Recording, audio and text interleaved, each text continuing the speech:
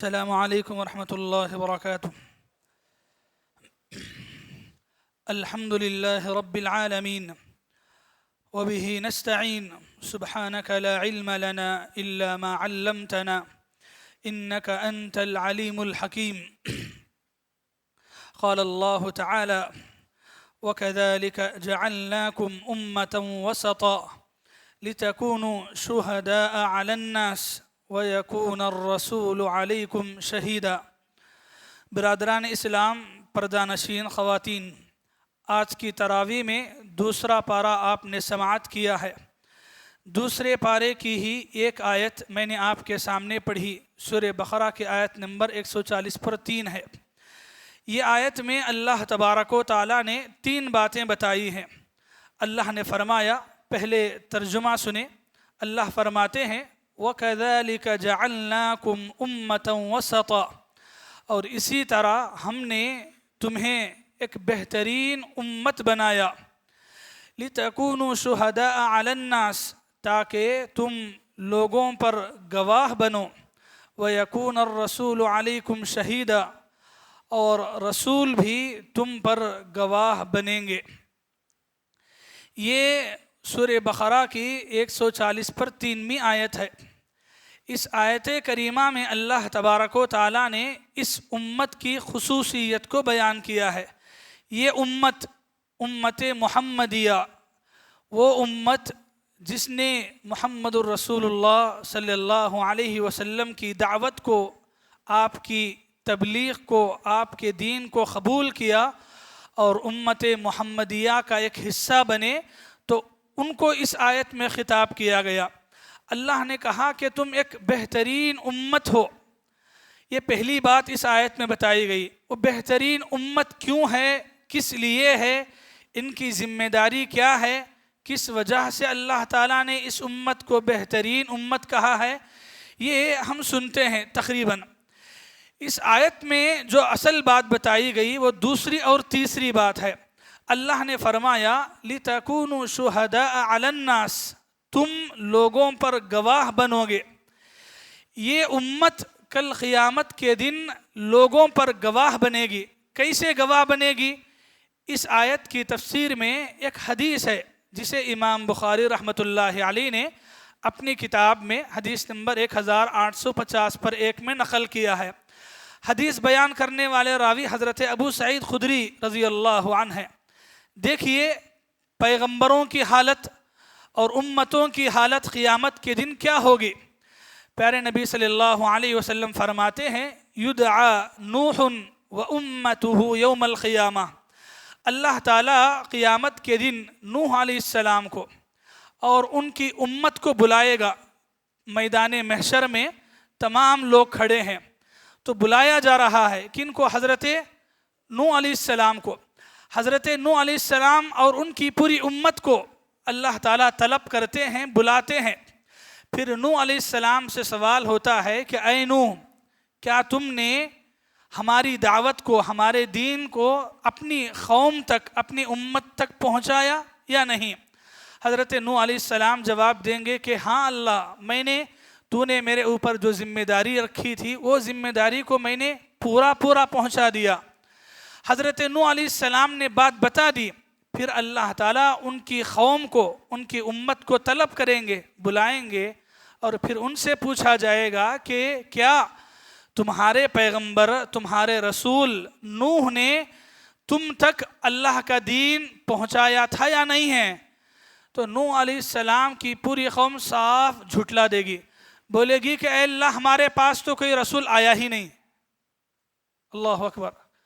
وہ قوم جس میں نوح علیہ السلام کتنے سال کام کیے؟ اللہ اکبر۔ یہ قوموں کی حالت یہ ہے۔ ہاں، تو پوری قوم صاف جھٹلا دے گی کہ ہمارے پاس تو کوئی پیغمبر آیا ہی نہیں۔ تو اللہ تعالیٰ پھر سوال کریں گے نوح علیہ السلام سے، اے نوح، کیا ماجرا ہے؟ تمہاری قوم تو انکار کر رہی ہے، تو کیا تمہارے پاس کوئی دوسرے گواہ ہیں جو یہ ثابت کر سکیں کہ تم واقعی میں ایک اللہ کے رسول تھے اور تم نے اللہ کے دین کو ان تک برابر پہنچایا ہے؟ تو نوح علیہ السلام اٹھیں گے اور کہیں گے کہ ہاں اے اللہ، امت محمدیہ، آخری جو امت ہے امت محمدیہ وہ میری گواہ بن کے آئے گی. اللہ کہیں گے کہ جاؤ بلا کر لاؤ. پھر یہ امت آئے گی اور آ کے گواہ دے گی کہ اے اللہ، نوح علیہ السلام نے اپنی امت تک دین کو ویسے ہی پہنچایا جیسا کہ تو نے انہیں حکم دیا تھا. پورے کا پوری ذمہ داری کے ساتھ نوح پیغمبر نے اپنی قوم تک پورے دین کو پہنچا دیا تھا. تو سوال یہ ہے کہ یہ قوم جھٹلا کیوں رہی ہے؟ تو یہ قوم جب جھٹلائے گی تو اس کی گواہی دینے کے لیے نوح علیہ السلام اپنی ذمہ داری کو پورا ادا کیے تھے، یہ بتانے کے لیے، یہ گواہی دینے کے لیے یہ امت آگے آئے گی اور گواہی دے گی. یہ امت گواہی کیسے دے گی؟ یہ امت تو سب سے آخری کی امت ہے. نوح علیہ السلام کا زمانہ کہاں اور یہ زمانہ کہاں؟ تو یہ حدیث سے ایک اشکال باقی رہتا ہے. یہ حدیث اور اسی حدیث جیسی دوسری حدیث کو بھی امام بخاری نے ہی روایت کیا ہے، جسے ابو سعید خدری ہی بیان کرتے ہیں. وہاں کیا ہے؟ روایت تھوڑا الگ ہے. اس روایت میں ہے قیامت کے دن بعض پیغمبر ایسے آئیں گے جن پر ایمان لانے والے صرف 2 ہوں گے. بعض پیغمبر آئیں گے جن پر ایمان لانے والے صرف 1 ہوں گے. پھر آگے اللہ کے نبی فرماتے ہیں وَالنَّبِيُّ وَلَيْسَ مَعَهُ أَحَدٌ، ایک ایسے پیغمبر بھی آئیں گے جن پر ایمان لانے والا کوئی نہیں ہوگا. اللہ اکبر. سمجھ رہے ہیں؟ نبی دنیا میں آئے، قوم کے اندر دعوت و تبلیغ کا کام کیا، لیکن ان پہ ایمان لانے والے ایک بھی نہیں ہیں. تو کیا وہ نبی گئے کام سے؟ نہیں ہیں. تو جب بات ایسی ہوگی کہ اس نبی پر ایمان لانے والے کوئی بھی نہیں ہوں گے، اور وہ نبی جب اللہ کے پاس آ کے کہیں گے کہ اے اللہ، تو نے میرے اوپر جو ذمہ داری دی تھی میں نے ادا کیا، لوگ ایمان نہیں لائے، تو اللہ تعالیٰ اس نبی سے پوچھیں گے کہ تم جس قوم کے پاس گئے تھے اس قوم کو کم سے کم بلا کر لے آؤ. ایمان نہ لائے صحیح، کم سے کم وہ اس بات کی گواہی تو دے سکتے ہیں یا نہیں، سوال ہے. تو وہ پیغمبر جائیں گے، اپنی قوم کو بلا کر لائیں گے، اللہ کے پاس لا کے کھڑا کریں گے، اللہ ان سے بھی پوچھے گا. وہ قوم تو اور جھٹلائے گی. اب یہاں نوح علیہ السلام کی یہ قوم ہے، ہزاروں سال دعوت و تبلیغ کا کام کرنے کے باوجود بھی جھٹلا دیا. اب یہاں ایمان لانے والا تو کوئی نہیں ہے، تو پھر وہ تو صاف جھٹلائے گی. تو اس وقت اللہ تعالیٰ کہے گا کہ تمہارے حق میں کوئی اور گواہ دینے والے ہیں تو بلا کر لے آؤ. تو پھر وہ پیغمبر بھی اس امت کے پاس آئیں گے اور یہ امت گواہی دے گی. تو اس وقت سوال ہوگا اس امت سے کہ تم گواہی کیسے دے رہے ہو؟ زمانے الگ الگ ہیں، قوم الگ الگ ہے، امتیں الگ ہیں، تو تم گواہی کیسے دے رہے ہو؟ تو پھر اس وقت یہ امت کہے گی کہ اے اللہ، تو نے ہمارے پاس جس پیغمبر کو بھیجا، آخری نبی جناب محمد رسول اللہ صلی اللہ علیہ وسلم، اور ان پر جس قرآن کو تو نے بھیجا، نازل کیا، اس قرآن کو ہم نے پڑھا، سمجھا، تو اس قرآن کے اندر نوح کا بھی نام آیا، اس پیغمبر کا بھی نام آیا، اس پیغمبر کا بھی نام آیا. تو اسی قرآن کی بدولت آج ہم یہ گواہی دے رہے ہیں. یہ پورا واقعہ ذکر کرنے کے بعد اللہ کے نبی کہتے ہیں کہ یہی مطلب ہے اس آیت کا جو قرآن کی سورہ بقرہ کی 140 پر 3ویں آیت میں اللہ نے بیان کیا، وَكَذَلِكَ جَعَلْنَاكُمْ أُمَّةً وَسَطًا، کہ اے لوگو تم ایک بہترین امت ہو. کیوں؟ لِتَكُونُوا شُهَدَاءَ عَلَى النَّاسِ، اس لیے کہ کل قیامت کے دن تم لوگوں پر، امتوں پر گواہ بن کے آؤ گے. سبحان اللہ. یہ اس امت کی فضیلت اس آیت میں بتائی گئی، اس سورے میں بتائی گئی کہ یہ امت کل قیامت کے دن اللہ رب العالمین کے سامنے اور امتوں پر بلکہ پیغمبروں کے حق میں گواہی دینے والی بن کر آئے گی. یہ آیت کچھ اور ہم تفسیر کے ساتھ پڑھتے ہیں، ایک دوسری بات بھی معلوم ہوتی ہے. وہ کیا ہے؟ کل قیامت کے دن ہی نہیں بلکہ اس دنیا کے اندر بھی اس امت کی گواہی کو قبول کیا جائے گا. یہ امت کی باتیں بھی معتبر ہوں گی. کیسے معتبر ہوں گی؟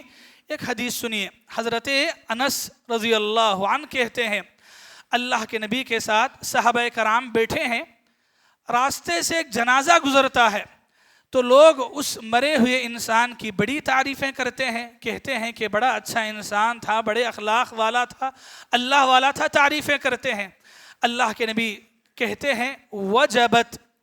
وجبت معنی ہے واجب ہو گئی، پکا ہو گئی۔ پھر تھوڑی دیر بعد ایک اور جنازہ گزرا، لوگوں نے اس کی برائی بیان کی، کتنا برا آدمی تھا، لوگوں کو تکلیفیں دیتا تھا، لوگوں کو ستاتا تھا، حق مارتا تھا، بہت ساری باتیں کہیں۔ اللہ کے نبی نے پھر سن کے کہا وجبت، اس کے لیے بھی واجب ہو گئی، اس کے لیے بھی پکا ہو گئی۔ حضرت عمر رضی اللہ عنہ سوال کرتے ہیں کہ اے اللہ کے نبی، 2 جنازے گزرے، لوگوں نے الگ الگ باتیں بتائی، کسی کے حق میں اچھی باتیں کہی، کسی کے حق میں بری باتیں کہی، یعنی کہ اس کی زندگی میں جو برائی دیکھی وہ برائی بیان کی، لیکن آپ نے دونوں کے لیے ایک ہی جملہ استعمال کیا، وجبت، واجب ہو گئی۔ تو کیا واجب ہو گئی؟ تو تب اللہ کے نبی صلی اللہ علیہ وسلم نے فرمایا اما اذا استنیت خیرا وجبت لہ الجنہ، جس آدمی کی تم نے بھلائی، اچھائی، خیر کو بیان کیا، اس کے لیے جنت واجب ہو گئی، اور جس کے حق میں تم نے برا کہا کہ وہ انسان برا تھا تو اس کے حق میں جہنم واجب ہو گئی، اس کے حق میں جہنم واجب ہو گئی۔ وہ بولنے والے 1-2 نہیں تھے بلکہ صحابہ کرام کی ایک بڑی جماعت تھی، تو اس مرے ہوئے آدمی کے حق میں ایسا بولنا ان کے لیے گواہی بن گئی۔ یہ حدیث کو سمجھنے کے لیے ایک اور حدیث میں آپ کو سناتا ہوں۔ پیارے نبی صلی اللہ علیہ وسلم فرماتے ہیں ما من مسلم یموت، کوئی مسلمان بندہ مر جائے، پھر اس کی جنازے کی نماز میں ایک روایت میں 40 اور ایک روایت میں 80 کے الفاظ ہیں، 80 لوگ شریک ہوں، 80 ایسے مسلمان، حدیث کے الفاظ ہیں یوحدون اللہ، جو اللہ تعالیٰ کی توحید پر پورا یقین رکھتے ہوں، یعنی توحید پرست مسلمان اگر کسی کے میت میں، کسی کے جنازے میں 80 لوگ یا 40 لوگ بھی اگر شریک ہو جاتے ہیں اور اس کے حق میں دعا پڑھتے ہیں، وہی مغفرت کی دعا، اس کے لیے بخشش کی دعا، اس کے لیے رحمت کی دعا، تو اللہ کے نبی فرماتے ہیں اللہ تعالیٰ ان کی اس گواہی کو، اس دعا کو ضرور قبول کر کے رہے گا۔ کیوں؟ وہ گواہی دینے والے 1 نہیں 2 نہیں 80 ایسے مسلمان ہیں جو کبھی شرک نہیں کیے، توحید پرست مسلمان ہیں، تو ان کی گواہی کو اللہ تعالیٰ اس مرے ہوئے آدمی کے حق میں قبول کرے گا۔ اللہ کے نبی نے جب یہ باتیں بتائی تو صحابہ کرام نے اللہ کے نبی سے پوچھا کہ ایسا کیوں ہے؟ تو اس وقت اللہ کے نبی صلی اللہ علیہ وسلم اسی آیت سے جڑا ہوا ایک جملہ اللہ کے نبی نے فرمایا انتم شہداء اللہ فی الارض، اللہ اکبر، انتم شہداء اللہ فی الارض، کہ تم زمین میں اللہ کے لیے گواہ ہو، تم زمین میں اللہ کے لیے گواہ ہو، یعنی زمین کے لوگوں کے بارے میں تمہاری جو گواہی دے گی، اس کی زندگی میں تم نے جو خیر دیکھا، جو اچھائی دیکھی، جو نیکیاں دیکھی، 1 سے 2 2 سے 40 100 50 یہ جو گواہیاں زبان سے آ رہی ہیں، ایسا نہیں کہ وہ مشرک ہیں، بدعتی ہیں، نہیں، توحید پرست ہیں۔ ہاں جی، یہ گواہی انہی کی معتبر ہے جو توحید پرست ہوں، ورنہ 10 شراب پینے والے 1 شرابی کو اچھا ہی بولیں گے، وہ تو کہیں گے کہ ہمارے ساتھ ہمیشہ بیٹھ کے پیتا تھا، 1 دن بھی ناغہ جانے نہیں دیا، تو ان کی گواہی نہیں۔ ایسے لوگ لا یشرکون باللہ شیئا، جو اللہ کے ساتھ کبھی شرک نہیں کرنے والے ہیں، ان کی گواہی کو معتبر سمجھایا جائے گا۔ تو یہ حدیث جو ابھی تک آپ کے سامنے سنایا، پوری حدیث صحیح مسلم میں ہے، حدیث نمبر 940 پر 9 ہے۔ اس حدیث سے معلوم ہوتا ہے کہ کل قیامت کے دن ہی نہیں بلکہ دنیا کے اندر بھی اس امت کے لوگوں کی گواہی کو، ان کی زبان کی باتوں کو بھی اللہ تعالیٰ کے نزدیک ایک حجت، ایک دلیل کے طور پہ پیش کیا جائے گا، اور ان کی شہادت، ان کی دعاؤں کو بھی قبول کیا جائے گا۔ یہی معنی ہے جو اللہ کے نبی نے فرمایا۔ اور پھر تیسری بات اس آیت میں بتائی گئی وَيَكُونَ الرَّسُولُ عَلَيْكُمْ شَهِيدًا، کہ رسول بھی تم پر گواہی دیں گے، یعنی یہ امت جب اللہ کے سامنے گواہی دے گی تو پھر اللہ تعالیٰ اس امت کے پیغمبر محمد الرسول اللہ صلی اللہ علیہ وسلم کو بلائیں گے اور کہیں گے کہ کیا یہ تمہاری امت ہے؟ کہیں گے کہ ہاں میری امت ہے۔ تمہاری امت نے یہ گواہی اس پیغمبر کے حق میں دی ہے؟ پیغمبر کہیں گے کہ ہاں میری امت نے صحیح گواہی دی ہے، تو پیغمبر بھی اس امت کے حق میں گواہی دیں گے۔ یہ پوری باتیں سمجھنے کے بعد آپ پھر اللہ کے نبی کے آخری زندگی کے خطبے کو سنیں۔ حجۃ الوداع میں جو اللہ کے نبی اپنی زندگی کا آخری خطبہ دیے، اس خطبے میں صحابہ کرام کا لاکھوں کا مجمع تھا، تو اس خطبے میں اللہ کے نبی نے آخری میں کہا تھا الا هل بلغت، اللہ کے نبی نے سب کے سامنے کہا تھا کہ کیا میں نے دین تم تک پہنچایا ہے؟ تو صحابہ نے ایک آواز ہو کے کہا کہ اے اللہ کے نبی آپ نے دین پورے طور پہ پہنچایا ہے۔ حدیث کے الفاظ ہیں ادیتا، تم نے پورے کا پورا حق ادا کیا ہے۔ تو پھر اللہ کے نبی صلی اللہ علیہ وسلم آسمان کی طرف اپنے چہرے کو اٹھاتے ہیں اور اس طرح اشارہ کرتے ہوئے کہتے ہیں اللہم اشہد اللہم اشہد، اے اللہ گواہ رہ، اے اللہ گواہ رہ، میری امت نے گواہی دی ہے۔ سبحان اللہ۔ یہ تین باتیں تفاسیر کے اندر اس ایک آیت کے نتیجے میں ہمیں ملتی ہیں۔ حضرات کہنا کیا ہے، یہ امت اور اس امت کا یہ جو مقام و مرتبہ حدیث میں بیان کیا گیا ہے، یہ ایسے ہی نہیں ہے۔ میں اور آپ اس امت کے اندر پیدا ہوئے ہیں، پیدا کیے گئے ہیں، یہ میرا بڑا نصیبہ ہے۔ اس امت کا ایک نارمل مسلمان بن کے جینا بھی بہت بڑی فضیلت کی بات ہے۔ لیکن سوال یہ ہے کہ امت محمدیہ، محمد کی امت کا جو نام، جو ٹائٹل ہم نے لیا ہے، لے کے جیا ہے، جی رہے ہیں، سوال یہ ہے کہ اس پر ہم کہاں تک پورا اتر رہے ہیں؟ نبی کا امتی ہوں یہ بولنے کا کہاں تک میں حق رکھتا ہوں، یہ سوال ہے۔ لوگ کیا کرتے ہیں جی، اس امت کی یہ فضیلت ہے، اس امت کی وہ فضیلت ہے، فضیلتیں بیان کر دیتے ہیں۔ سوال یہ ہے کہ اس امت کی وہ فضیلت کے تم حقدار ہو یا نہیں ہے؟ ورنہ اس امت میں یعنی نبی کے آخری امت میں پورے لوگ آ گئے، کافر بھی آ گئے، مشرک بھی آ گئے، مسلمان بھی آ گئے۔ امت دعوت امت اجابت کا فرق اگر ہم کرتے ہیں تو اصل چیز ہے یہ جو امت محمدیہ، محمد کی امت۔ آپ کو میں آخر میں وہ حدیث بیان کر کے اپنی بات ختم کرنا چاہوں گا۔ اس امت کے بہت سارے ایسے مسلمان کل قیامت کے دن اللہ کے نبی کے ہاتھ سے حوض کوثر کا پانی پینے کے لیے آئیں گے، لیکن پی سکیں گے؟ اللہ کے نبی کیا کریں گے؟ بھگائیں گے۔ فرشتے کہیں گے کہ نہیں، دوری ہو ان کے لیے، یہ تمہاری امت کے نام کے تھے لیکن ان کا کام، ان کی عبادتیں، ان کا طور طریقہ، ان کا رہن سہن آپ کی امت کے جیسا نہیں تھا، اٹھا کے بھگائیں گے، پردہ حائل کیا جائے گا۔ تو میرے بھائیوں سمجھ رہے نا میں بولنا کیا چاہ رہا ہوں؟ صرف اس امت میں پیدا ہو جانا ہی کمال نہیں ہے، وہ اللہ نے نبی کے ذریعے سے کمال دیا کہ محمد الرسول اللہ کی امت فضیلت کے قابل ہے، احترام کے قابل ہے، عزت کے قابل ہے، لیکن ہر کوئی قابل نہیں ہے۔ وہی قابل ہے جو محمد کے دین کو ویسا ہی اپنائے، ویسا ہی عمل کرے، اس دین کو جیسا پہنچایا گیا اسی طریقے سے عمل کرے، دین میں رد و بدل کرے، منمانی کرے، بدعتیں کرے، شرک کرے، اپنی اپنی طور پہ کام کرے، اور پھر یہ کہے کہ میں بھی مسلمان ہوں، میں بھی امت کا ہوں۔ تو یہی کہنا ہے، اس آیت میں جو اس امت کی فضیلت بیان کی گئی ہے وہ فضیلت اپنی جگہ ثابت ہے۔ یہ امت کل قیامت کے دن گواہی دے گی پیغمبروں کے بارے میں، نوح جیسے عظیم پیغمبر کے بارے میں یہ امت زبان کھولے گی اور اس کی گواہی معتبر بھی ہوگی۔ تو کیا ایسی گواہی دینے والوں میں ایسے لوگ شامل ہوں گے؟ ہرگز نہیں ہیں۔ تو اس امت کی فضیلت اپنی جگہ ہے، اس امت کا بڑاپن اپنی جگہ ہے، لیکن ہم اس امت کے ایک عام آدمی ہونے کی حیثیت سے کہاں تک اپنی ذمہ داری کو ادا کیے ہیں؟ میں مسلمان ہوں، میں محمدی ہوں، نبی کا ایک امتی ہوں، تو میں امتی بولنے کے قابل ہوں یا نہیں ہے؟ آپ سوچنا ہے، یہ آپ کو سوچنا پڑے گا کہ نبی کا امتی تو میں بول سکتا ہوں، لیکن میری زندگی، میرا طور طریقہ، میرا رہن سہن، میری تجارت، میری عبادت ویسے ہے یا نہیں ہے؟ یہ اصل چیز ہے۔ تو امت کی ایک بڑی فضیلت اس سورے کے اندر بیان کی گئی، جس سورے کی آیت کی مختصر سی تفسیر میں نے آپ کے سامنے رکھی۔ دعا ہے رب العالمین سے اللہ تعالیٰ مجھے بھی، آپ سبھی کو بھی نبی کا سچ معنوں میں امتی بننے کی توفیق ہمیں نصیب فرمائے۔ ٹائٹل لے کے تعریفیں کر لینے کے بجائے ذمہ داری، کام کو ادا کرنے کے ہمیں توفیق عطا فرمائے۔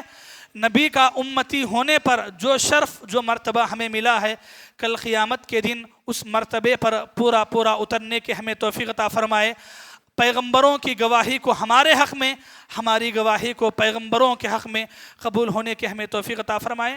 آمین ثم آمین وآخر دعوانا ان الحمد للہ رب العالمین. السلام علیکم ورحمۃ اللہ وبرکاتہ.